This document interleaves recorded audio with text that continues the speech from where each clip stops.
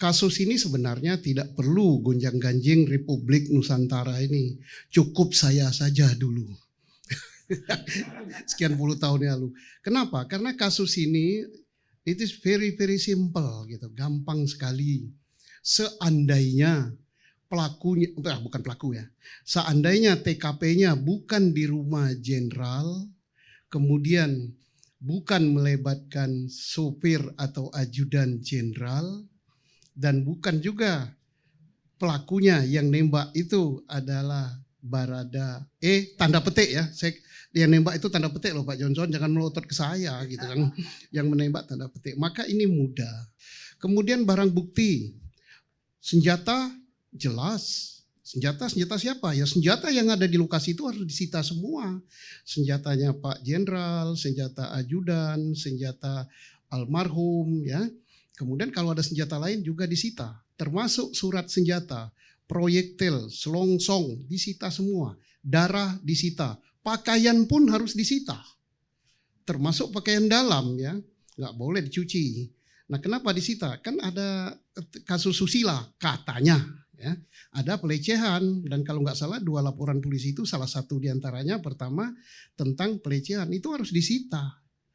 Dan handphone, bukan aja handphone korban, handphone Brigadir J, handphone Barada E, handphonenya Kadif Propam waktu itu, handphonenya ibu, istri Kadif Propam, handphonenya Barada E, dan handphone lain yang ada di situ harus disita semua. Kenapa handphone harus disita? Untuk mengetahui pembicaraan, berita, SMS, kiriman gambar, video, dan WhatsApp, dan lain-lain sebelum kejadian, pada saat kejadian, dan sesudah kejadian. Timbul pertanyaan, kalau itu hilang, kalau hilang kan Polri tidak boleh menyerah. Kan ada provider, minta kepada provider, karena ini kasus kriminal, pasti provider akan berikan kok. Akan terlacak semua, dan dari handphone juga bisa diketahui posisi masing-masing pemegang telepon pada jam itu. Nah terus selain handphone disita, ada juga di situ decoder. Jadi bukan yang nyorot itu, kalau yang nyorot itu nggak nyimpan apa-apa, tapi dia kan ngambil gambar. Nah decoder itu bisa mengetahui kalau dibuka pada saat jam sebelum kejadian, setelah saat kejadian, dan after kejadian, bisa di situ. Nah kalau yang disambar petir aneh juga itu, yang disambar petir bukan decordernya, tapi yang disambar petir yang dalam rumah. Nah, petir masuk rumah itu Pak, ya bisa jadi kita nggak apa-apa lah, dibilang gitu nggak apa-apa lah, tapi nanti ahlinya kan yang akan buka gitu. Oh kok petir zaman sekarang bisa bengkung-bengkung gitu. Oke nggak apa-apa, ya model baru zaman digital kan bisa gitu. Nah itu akan bicara juga. Termasuk senjata akan bicara Pak Karni. Kenapa senjata akan bicara? Katanya ditembak dengan senjata berapa itu? 5 ya kalau saya berita. 5 peluru. Pak Johnson ngomong 5 loh. Tapi lubangnya 7. Berarti ada peluru model baru sekarang itu Pak. Satu tembakan keluar 2 bercabang. Bisa juga. Jangan dibantah. Nanti kan ahli forensik yang akan melihat. Nah kemudian senjata otomatis. Katanya pakai senjata Glock ya, Glock. Ditembak 5 peluru kena semua. Lah kalau kena jantung kan langsung geletak kan. Tapi ada peluru di dinding. Nah, kalau 5 peluru itu kena semua pada saat dia geletak, berarti 4 peluru itu kan rekosetnya di lantai kan. Coba Pak Johnson saya tembak di sini lagi tegak. Dar geletak. Nah, yang 4 kan saya tembak waktu Pak Johnson sudah geletak kan. Dor. Nah, di mana pelurunya ya? Beramburan di situ. Kecuali kalau peluru pinter ya, dar, naik lagi dia ke dinding, dak. Bisa jadi, loh kita nggak boleh bantah, apa adanya jangan Pak Johnson bantah, aku pengacara, biarin aja. Siapa tahu peluru pinter kan, loncat lagi, bersarang lagi di situ. Nah peluru zaman sekarang macam-macam. Jadi artinya peluru bisa bicara, senjata bisa bicara karena senjata itu ada sidik jarinya dari alur itu. Nah belum surat senjata bisa disita. Surat senjata itu bisa nanti menunjukkan apakah kan yang dipertanyaan di masyarakat Barada E itu berwenang pakai senjata apa enggak. Dilihat saja suratnya, ada enggak suratnya. Kemudian suratnya itu surat sakti apa surat asli. Nah, kalau surat sakti ya siapa yang ngasih surat sakti itu bahaya gitu kan. Misalnya dia mengaku nembak. Tidak cukup dengan pengakuan dia, tidak cukup dengan kata komandan dia jago tembak, tidak cukup dengan sertifikat. Ya diuji aja pada saat rekonstruksi ya Pak Karna. Rekonstruksi, nah ini peluru, kamu tembak dengan itu boneka ini. Pada saat kamu tembak reaksi, kena enggak? Bisa enggak kamu 5 peluru kena 7 gitu. Hebat. Kan diuji nanti kan Pak. Kalau ternyata dia bisa dar 5, 7 kena. Oh, berarti tidak terbantahkan itu. Walaupun Pak Johnson teriak-teriak enggak terbantahkan loh Pak. Soalnya nanti bukan polisi yang ngomong, ahli balistik. Jenazah bisa bicara. Mungkin yang tanya gimana? Ya digali aja kuburnya. Digali kuburnya, bawa ke dokter forensik, dan supaya lebih meyakinkan lagi, Polri sudah mengatakan akan mengundang forensik dari lembaga independen dan dari perguruan tinggi. Kita acungi jempol, harus begitu. Walaupun forensik Indonesia itu sudah jago kelas dunia. Kita diakui oleh dunia forensik kita. Tentang bedah mayat dan sebagainya. Nah ini jangan dipertaruhkan.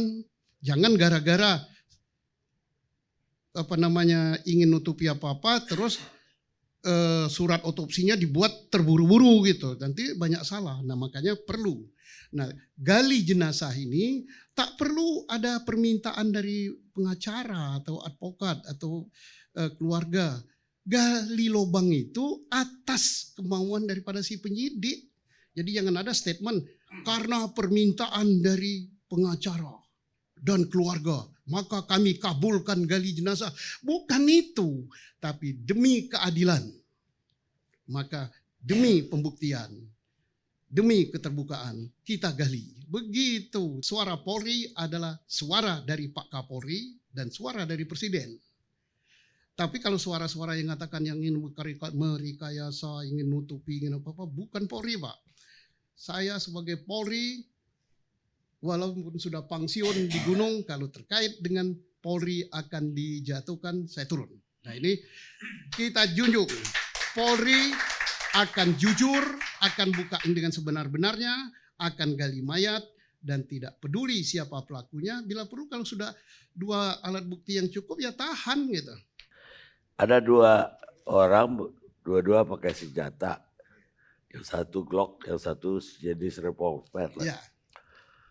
Lah, apa benar posisi orang yang di atas tangga itu lebih mudah menembak ke yang di bawah? Ya lebih enak di bawah. Kalau perang kan saya ini sekolah angkatan darat loh. Iya. Sekolah saya di angkatan darat dan saya juga latihan juga nembak dia kita kan selalu menghindar dalam peperangan atau tembak menembak itu menghindari ketinggian. Iya. Ya kalau bisa masuk dalam lubang gitu kan. Iya.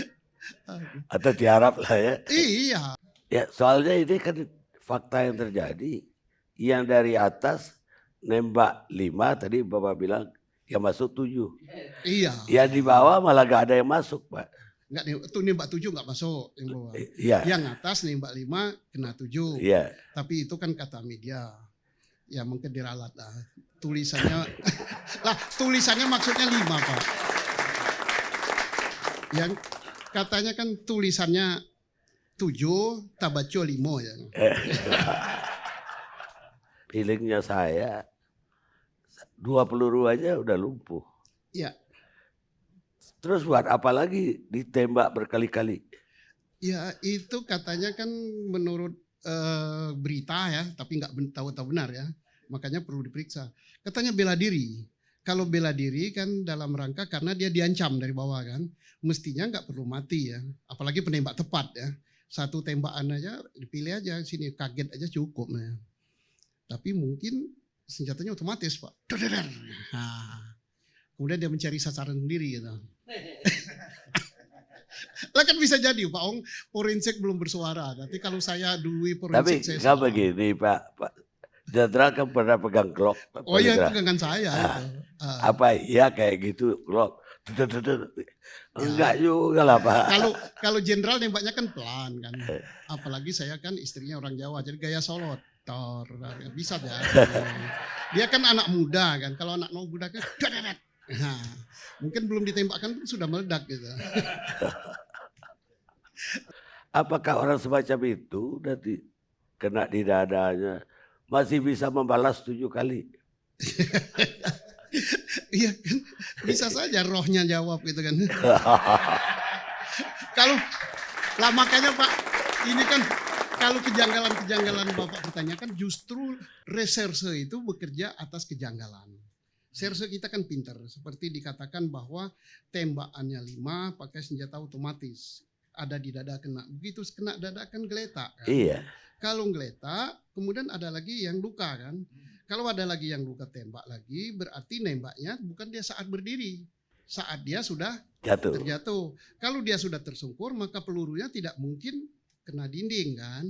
Tapi dor-dor dia kena lantai. Kecuali kalau pelurunya nakal dari lantai. Shit.